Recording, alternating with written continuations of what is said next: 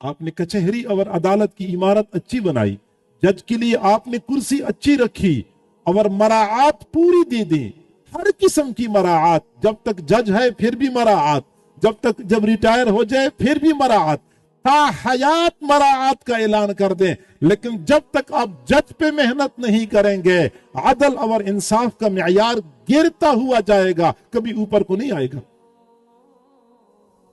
नतीजा क्या निकलेगा कि मकतूल की मां अदालत में अपना हक वसूल करने के लिए बकरियां बेचने पर मजबूर हो जाएंगी, अपनी चूड़ियां बेचने पर मजबूर हो जाएंगी।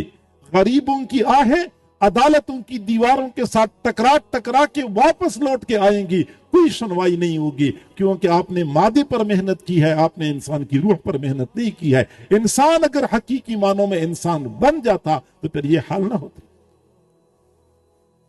हजरत उमर रज़ी अल्लाह तआला अन्हु 22 लाख मुरब्बा मील सरजमीन के हुक्मरान थे। एक मर्तबा सहाबा किराम के दरमियान बैठे हुए थे और फरमाया कि अगर मैं अपनी खिलाफत में कोई कजी इख्तियार कर लूं, कोई टेढ़ापन इख्तियार कर लूं, राह हक से हटने की कोशिश करूं, तो तुम क्या करोगे?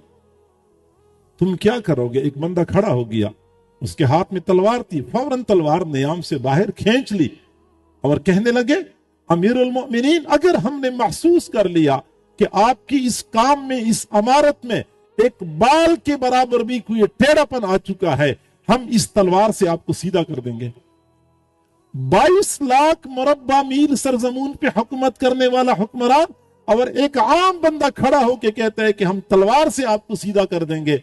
एक वो वक्त था कि इंसान पर मेहनत हो चुकी थी और उसने गुस्सा नहीं किया, नाराजगी का इजहार नहीं किया, बल्कि शुक्र अदा किया, ऐ अल्लाह तेरा शुक्र है कि मेरे महबूब की उम्मत में आज भी ऐसे लोग मौजूद हैं कि उमर के टेढ़ेपन को तलवार से सीधा कर सकते हैं।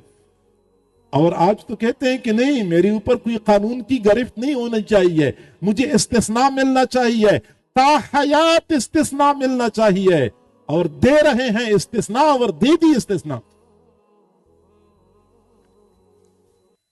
और जिन लोगों ने इस्तिस्ना दी है वही लोग कल हमारे पास आएंगे तो हमें कहेंगे भाई हमें दोबारा मुंतखब कर दो, हम तुम्हारे मुल्क के अंदर इनकलाब बर्पा कर देंगे, और फिर हम दोबारा आंखें बंद करके फिर उनको वोट देंगे।